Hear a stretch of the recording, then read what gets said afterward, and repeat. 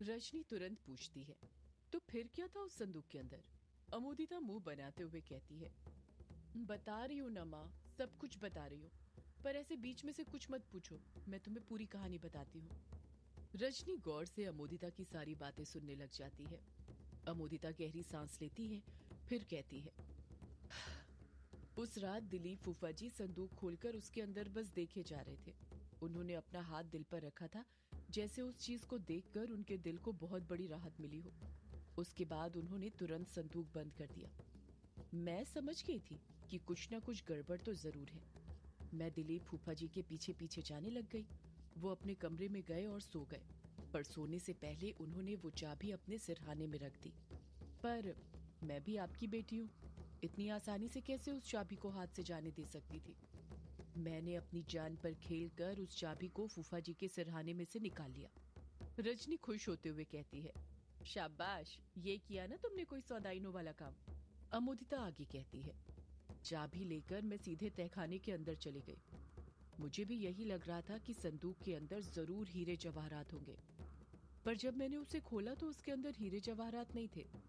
रजनी चिढ़ते हुए कहती है, वो तू मुझे बता चुकी है कि उसके अंदर से तुझे कोई गहने नहीं मिले। तू ये बता कि तुझे उस संदूक के अंदर क्या मिला? अमोदिता रजनी के सवाल का जवाब देते हुए कहती है, उस संदूक के अंदर माँ एक झुमका था, वो भी सोने का झुमका। वो आम सोने के झुमके की तरह नहीं था, बल्कि कुछ अलग ही था।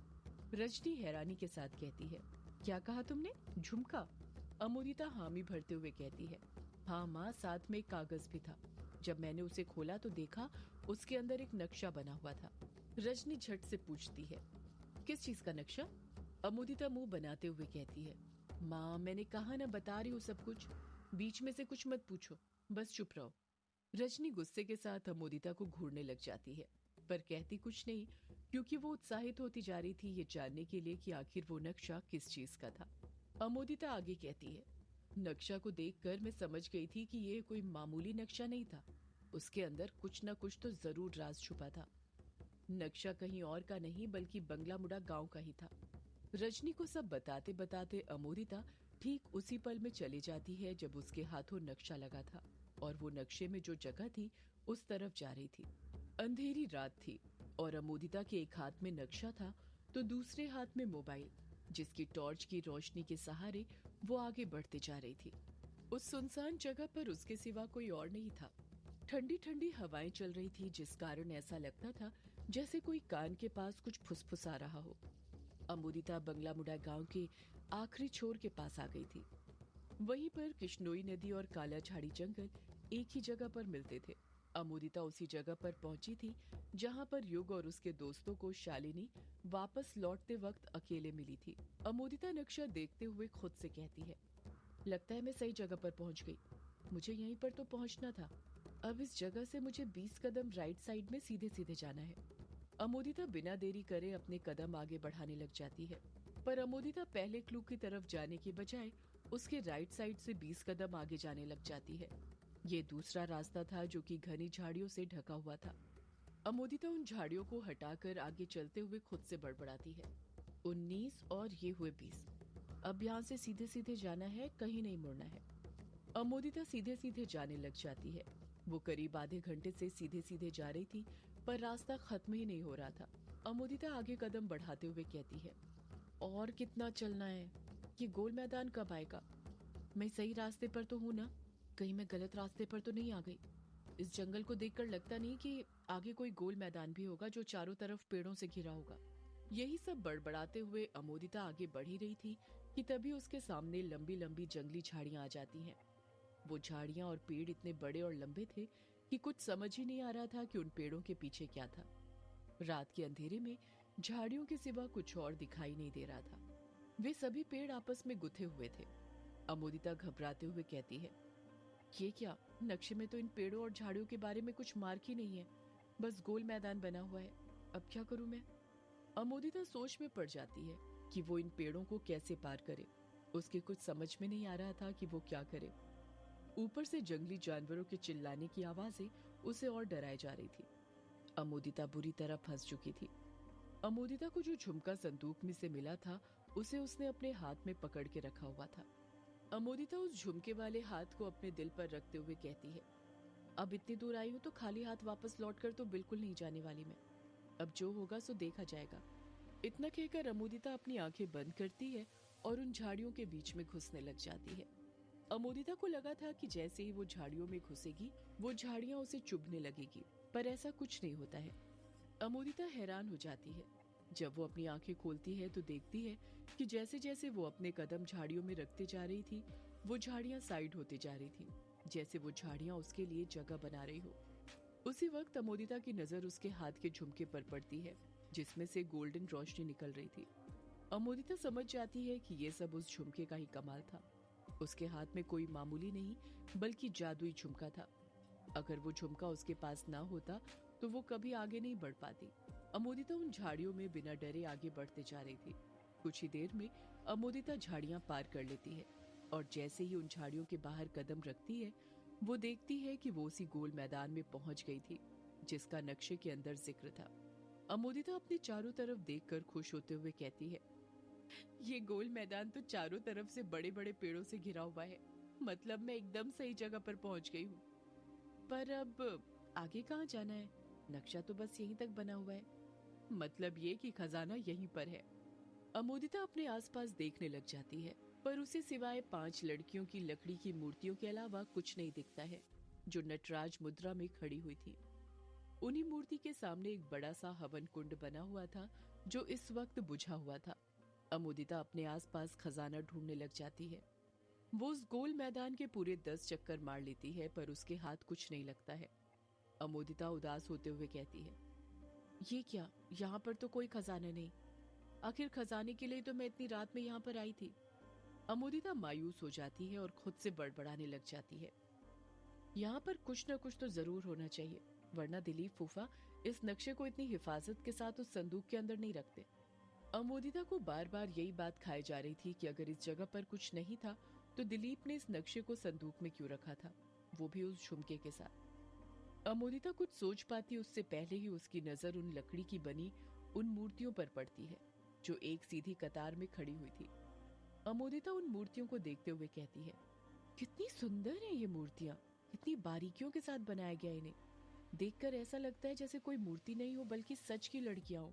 और देखो, सब मूर्तियों के चेहरे एक जैसे ही हैं। अमोदिता अपना दिमाग दौड़ाते हुए कहती है, इस घने जंगल के बीच इन मूर्तियों का होना ये भी बहुत अजीब है। भला इन्हें यहाँ पर कौन रख कर गया होगा? कहीं इसी के नीचे तो खजाना नहीं छुपा? हाँ, जरूर इन्हीं के नीचे खजाना होगा, तभी तो ये यहाँ पर रखी हुई हैं। अमोदिता उन मूर्तियों में से पहली मूर्ति को अपने दोनों हाथों से पकड़ती है और उसकी जगह से हिलाने लग जाती है। पर वो मूर्ति इतनी भारी थी कि अमोदिता से हिल तक नहीं पा रही थी। अमोदिता उस मूर्ति को उसकी जगह से हटाने के लिए अपनी पूरी जान लगा देती है, पर फिर भी वो मूर्ति जरा सी नहीं हिलती। ऐसा लग रहा था जैसे वो मूर्ति किसी जादुई शक्ति से उस जगह से बंधी हुई हो, जिसे उसकी जगह से नहीं हटाया जा सकता था। अमोदिता मूर्ति हिलाने की कोशिश करते हुए कहती है, हिल जा, हिल जा। ओह, ये हिल क्यों नहीं रही? एक काम करती हूँ, दूसरी मूर्ति को हटाती हूँ, हो सकता है वो हट जाए। इतना कहकर अमोदिता दूसरी मूर्ति को उसकी जगह से हटाने की कोशिश करने लग जाती है, पर वो दूसरी मूर्ति भी उससे हिल तक नहीं पाती है। अमोदिता बिना वक्त जाया किए तीसरी मूर्ति को उसकी जगह से हटाने लग जाती है, पर जब तीसरी मूर्ति भी नहीं हिलती तो वो तुरंत चौथी मूर्ति के पास पहुंच जाती है। अमोदिता चौथी मूर्ति को हिलाने की कोशिश कर ही रही थी कि तभी उसकी नजर उस मूर्ति के कान के झुमके पर पड़ती है। उस झुमके में अमोदिता को कुछ ऐसा दिखाई देता है जिस कारण अमोदिता मूर्ति को हिलाना बंद कर देती है। अमोदिता शांत मन से उस मूर्ति को देखने लग जाती है। अमोदिता उस मूर्ति के झुमके को हाथ लगाते हुए खुद से कहती है, ये तो एकदम वैसा ही झुमका है जैसा मुझे उस संदूक के अंदर से मिला था। अमोदिता तुरंत उस मूर्ति के दूसरे कान में देखती है, पर उसमें झुमका नहीं लगा हुआ था। उस मूर्ति के बस एक कान में झुमका था।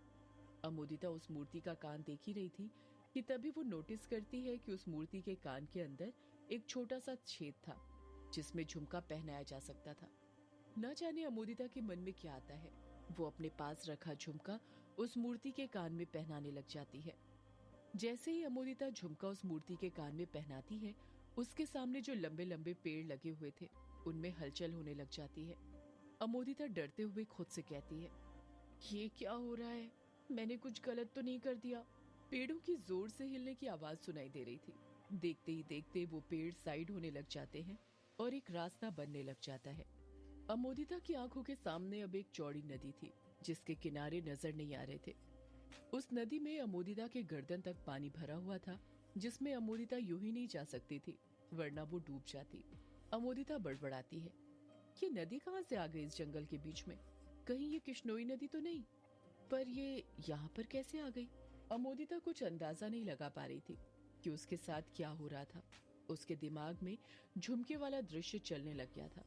उसे याद आता है कि जैसे ही उसने झुमका मूर्ति के कान में लगाया था, उसके सामने नदी वाला रास्ता खुल गया था। अमोदिता की नजरों के सामने बार बार झुमके वाला छेद आने लग जाता है और देखते ही देखते उस झुमके के छेद में अमोदिता को ताले का छेद नजर आने लग जाता है। अमोदिता एक लंबी आह भरते हुए कहती है, हाँ, कहीं ये झुमका इस मूर्ति की चाबी तो नहीं, और ये मूर्ति किसी चीज का ताला? पर किसका? न जाने अमोदिता के दिमाग में क्या आता है। उसके हाथ अपने आप आगे बढ़ने लग जाते हैं। अमोदिता झुमके को एक साइड से पकड़ती है और बूंदे को घुमा देती है। जैसे ही झुमका आधा घूमता है, अमोदिता के सामने जो नदी आई थी उसमें हलचल होने लग जाती है। देखते ही देखते वो नदी दो साइड में बढ़ जाती है। नदी का आधा पानी एक साइड चले जाता है और आधा पानी दूसरी साइड। नदी का तल दिखने लग गया था, जिसके बीचों बीच रेत पर एक बड़ा सा संदूक रखा हुआ था। उस संदूक को देखकर अमोदिता की आंखें फटी की फटी रह गई थी। अमोदिता बिना कुछ सोचे समझे अपने कदम उस संदूक के पास बढ़ाने लग जाती है। उसके मन में लालच पैदा हो गया था खजाना पाने का। जब अमोदिता उस संदूक के करीब पहुंचती है तो देखती है कि ये संदूक बिल्कुल वैसा ही था जैसा हवेली के तहखाने के अंदर रखा हुआ था। अमोदिता उस संदूक को खोलने लग जाती है और वो संदूक बिना किसी चाबी के आसानी से खुल जाता है। वो झुमका ही उस जादुई जगह की मुख्य चाबी थी जिसे अमोदिता लगा चुकी थी। जैसे ही वो संदूक खुलता है, अमोदिता की आंखें फटी की फटी रह जाती हैं। उसकी आंखों में गोल्डन रोशनी चमकने लग जाती है। अमोदिता खुशी से हंसने लग जाती है। उसके हाथ वो खजाना लग गया था जिसके लिए वो आई थी। वो संदूक पूरी तरह खजाने से भरा हुआ था। उसके अंदर कई गहने, हीरे, जवाहरात रखे हुए थे। अमोदिता खुशी से फूले नहीं समाती और पागलों की तरह हंसते हुए गहनों को बाहर निकालते हुए कहती है, मिल गया मिल गया, आखिरकार मुझे खजाना मिल ही गया। अमोदिता गहनों को लगातार बाहर निकाले जा रही थी। खुशी के मारे वो पागल हो गई थी। तभी वो नोटिस करती है कि उसने कई सारे गहने संदूक में से बाहर निकाल लिए थे, पर संदूक अभी भी उतना ही भरा हुआ था जितना पहले भरा हुआ था। अमोदिता बड़बड़ाती है, ये कैसे हो सकता है? ये संदूक तो खाली ही नहीं हो रहा। कहीं ये वो संदूक तो नहीं जिसके बारे में मैंने किस्से कहानियों में सुना था? अमोदिता उस संदूक पर अपने हाथ फेरते हुए कहती है, हाँ, ये वही संदूक है, अनंत संदूक। मैं इसे महसूस कर सकती हूँ। रजनी अमोदिता को टोकते हुए कहती है, क्या कहा तूने? अनंत संदूक? अमोदिता अपनी यादों से बाहर आते हुए कहती है, हाँ माँ, अनंत संदूक। वही अनंत संदूक जिसका खजाना कभी खत्म नहीं होता।